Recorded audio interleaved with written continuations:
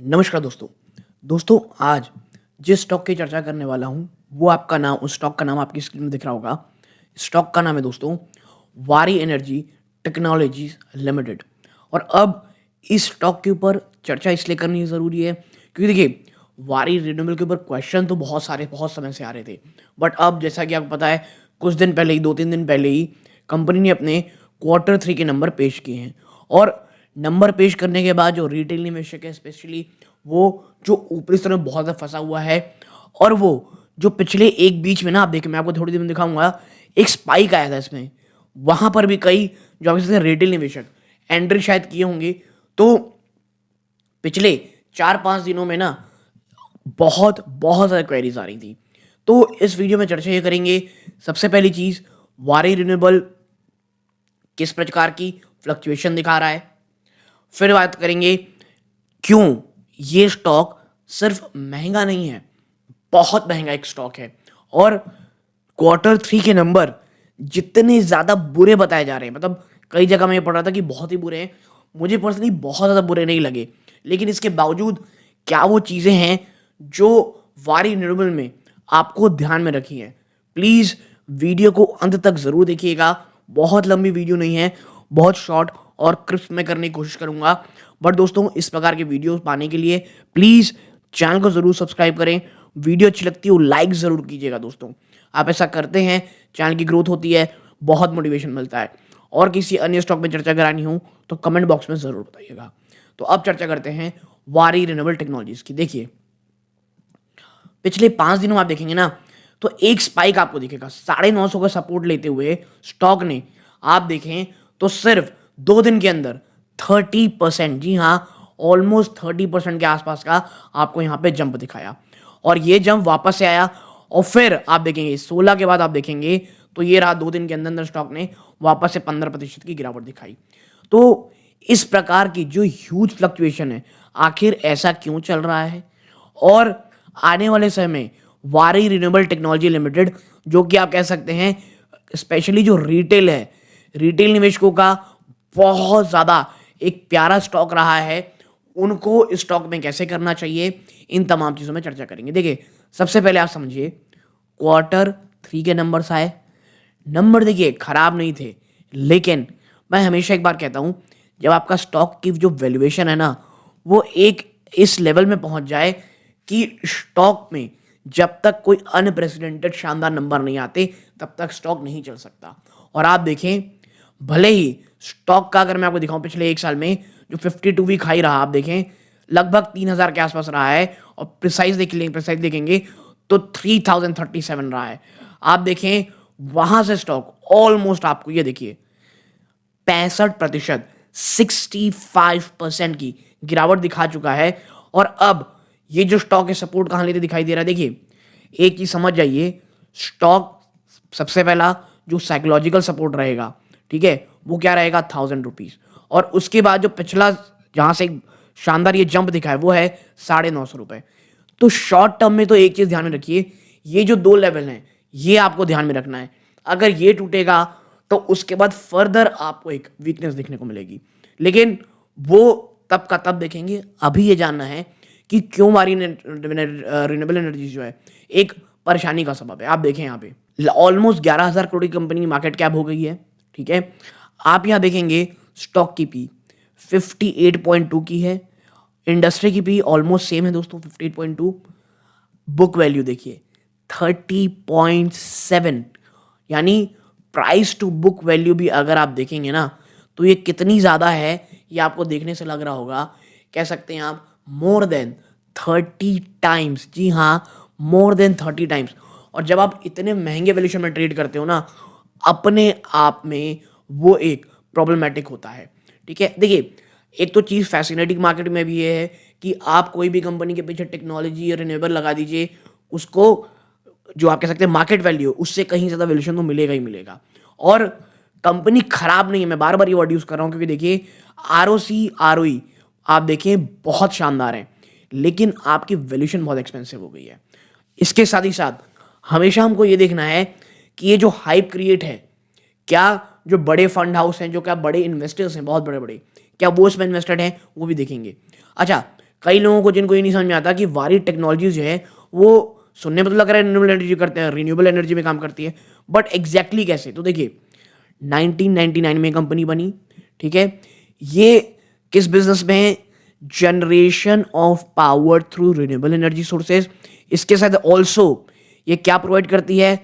Consultancy services इसके regard में, यानी आपको ये कह सकते हैं एक ऐसे सोलर पैनल के लिए तमाम चीज़ें करती हैं, बट ये कंसल्टेंसी सर्विस प्रोवाइड करती है कि किस तरह या कहाँ पर आपको पावर जनरेशन करनी चाहिए। और जो वारी एनर्जी है ये largest vertically integrated new energy company है, ठीक है। ये इंडिया की largest solar panel manufacturing capacity है। इसके पास 12 गीगावाट की, कहाँ? चिकली सूरत और उम्बरगांव गुजरात में, यानी 2 कंपनी के पास फैसिलिटी भी है।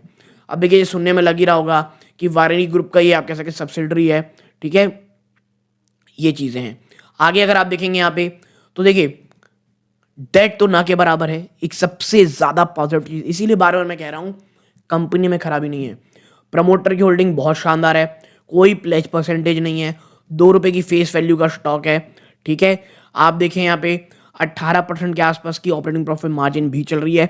इसके साथ ही साथ आप कहेंगे जो सेल्स ग्रोथ है 3 सालों में 385%, शानदार ग्रोथ है दोस्तों। ये पिछले 3 साल का कैश फ्लो देखेंगे 113 करोड़ रुपए का रहा है। पिछले 12 महीने में 198 करोड़ की कंपनी प्रॉफिट भी दिखा रही है। पिछले 3 सालों में 144% का ऑलमोस्ट रिटर्न दे चुका है। 5 साल की सेल्स ग्रोथ 180% है, यानी हर एक क्षेत्र में आपको ये शानदार चीजें दिखा रहा है।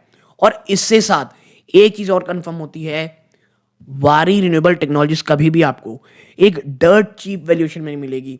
मैं जब डर्ट चीप कहता हूं इसका मतलब ये है कि आपको एकदम सस्ती वैल्यूएशन में, यानी 10 15 20 की पी में मिल जाए, प्राइस टू बुक वैल्यूज का जितना है उसे 2-4 टाइम से मिल जाए, 5 टाइम, ऐसा कभी नहीं होने वाला। ये थोड़े एक एलिवेटेड में ही रहेंगे, ये ध्यान में रखिएगा। बट अब आते हैं इश्यूज क्या है। देखिए यहां देखिए कौन से में आपको क्या दिख रहा है, 34 टाइम्स अपनी बुक वैल्यू के ये ट्रेड कर रहा है, और यही इसका सबसे बड़ा प्रॉब्लम है। एक और चीज जो है कि पेमेंट थोड़ी सी लेट होती है, 156 डेज लगती है इनको, ठीक है। अब भाई इतना बड़ा काम है तो वो तो रहेगा ही। बाकी कौन प्रोज में हर एक चीज़ अच्छी है, अच्छा क्वार्टर है, पिछले 5 साल में 244% कैगर में बढ़ रही कंपनी, ट्रैक रिकॉर्ड बहुत अच्छा रहा है, ठीक है। अब आते हैं क्वार्टरली नंबर्स पे। देखिए सेल्स आप देखोगे ना तो 360 करोड़ रुपए रही है, एक साल पहले की थी 324 करोड़। तो सेल्स में तो आपको यहाँ जंप देखने को मिल रहा है साल दर साल पे, ठीक है। इसके साथ ही साथ जब आप ऑपरेटिंग प्रॉफिट में आते हो तो भाई साहब 88 करोड़ से सीधा आप आ गए हो कितना, 72 करोड़ पे। Quarter on quarter almost same है। प्रॉब्लम क्या रही है? देखिए जब आप ऑपरेटिंग प्रॉफिट मार्जिन आते हो ना, तो जहां एक साल पहले आप 27% के ऑपरेटिंग मार्जिन में ट्रेड कर रहे थे, काम कर रहे थे, वो घट करके सीधा 20% आ गया। और देखिए आप इसका जो हाईएस्ट मार्जिन जो रहा है वो 48% 35% रहा है, बीच बीच में स्लाइड गिरावट आई है। और इस बार भी आप देखेंगे तो ये 14 से 20% यहाँ पे आ चुके हैं, क्वार्टर क्वार्टर बट बढ़ोतरी यहाँ पे मार्जिन में। इसके साथ ही साथ आपका जो नेट प्रॉफिट है वो 64 करोड़ से सीधा 54 करोड़ आ गया है। आपकी जो ईपीएस है वो 5 रुपये 14 पैसे है, पिछले क्वार्टर में 5 रुपये 14 पैसे थी। हाँ, एक दो क्वार्टर में जो लगातार गिरावट आई ना ईपीएस में, वहां से आप कह सकते हैं कहीं संभलता हुआ आपको ये दिख रहा है। तो एक चीज तो श्योर है, कंपनी में थोड़ी जो गिरावट है, थोड़ी वीकनेस ही आई है, और इसके कारण आपको यहां पर एक स्टॉक प्राइस में भी गिरावट देखने को मिल रही है। बट हाँ, इतना खराब नहीं हो गया है कि निवेशक जो है एकदम से डर जाए। लेकिन देखिए जो सबसे बड़ा ड्रॉबैक कह लीजिए, थोड़ा सबसे बड़ा जो मुझे खतरा लगता है वारियर टेक्नोलॉजीज में, वो है यहाँ पे। क्या है वो? Share holding pattern. देखिए कहाँ 74.39% किसके पास है? प्रमोटर। धीरे धीरे प्रमोटर सेल किया है, देखिए आप, ये पहला क्वार्टर, ये दूसरा क्वार्टर, ठीक है, 2 क्वार्टर सेल हुए हैं।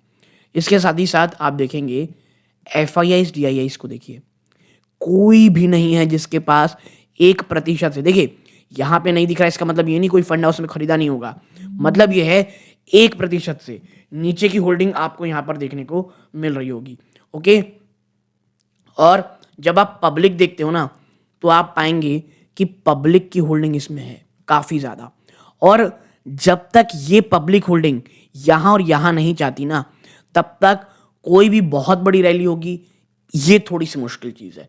इसके साथ ही साथ आप देखें, शायद आने वाले समय में ये भी हो कि भाई साहब कहीं न कहीं जो प्रमोटर है, वो कुछ सेल ऑफ करे, ठीक है? ये भी हो सकता है। तो मैं बस यही कह रहा हूँ, पब्लिक कहीं बहुत ज़्यादा जल्दी ना ट्रैप हो जाए, और मैं इसीलिए कहता हूँ, स्टॉक के पीछे भागने की ज़रूरत नहीं है। थोड़ा रुक जाइए अभी, बाज़ार और ज़्यादा वीकनेस है, बल्कि कई जगह तो कहा जा रहा है मिड और स्मॉल कैप में भी और गिरावट हो सकती है। मैं बस यही कहूँगा, स्टॉक स्पेसिफिक में कंपनी खराब नहीं है, थोड़े से एफआईआई, डीआईज़ स्टॉक से दूर हैं, पब्लिक की होल्डिंग बहुत ज़्यादा है दोस्तों, और बाज़ार थोड़ा-सा वीक है। ऐसे में हड़बड़ी की बजाय थोड़ा समय लें। अगर आप इसमें निवेश करना चाहते हैं, बहुत सोच समझ के करें। डिस्क्लोज़र मैं आपको दे दूँ, मेरी या मेरी फैमिली मेंबर की इस स्टॉक पे इन्वेस्टमेंट कतई नहीं है दोस्तों, ओके? मैं पर्सनली स्टॉक से थोड़ा दूर रहूँगा, लेकिन हाँ, अगर बहुत निचले स्तरों में आपके पास ये स्टॉक है, आईपीओ के प्राइस के पास है, तो मुझे नहीं लगता है स्टॉक को सेल करना चाहिए, क्योंकि फंडामेंटली और फ्यूचर इस कंपनी का बहुत ज़्यादा ब्राइट है। बट हाँ, अगर आप बहुत ऊपरी स्तरों पे है, तो मुझे लगता है वहाँ तक स्टॉक को तो जाने में भी काफ़ी बड़ा समय लगेगा दोस्तों, ठीक है? तो ये एक रियलिस्टिक व्यू था मेरी तरफ से। आपकी क्या राय है, कमेंट बॉक्स में बताइएगा। यहाँ तक जुड़े रहे बहुत-बहुत धन्यवाद। ये इस वीडियो का अंत है। जय हिंद।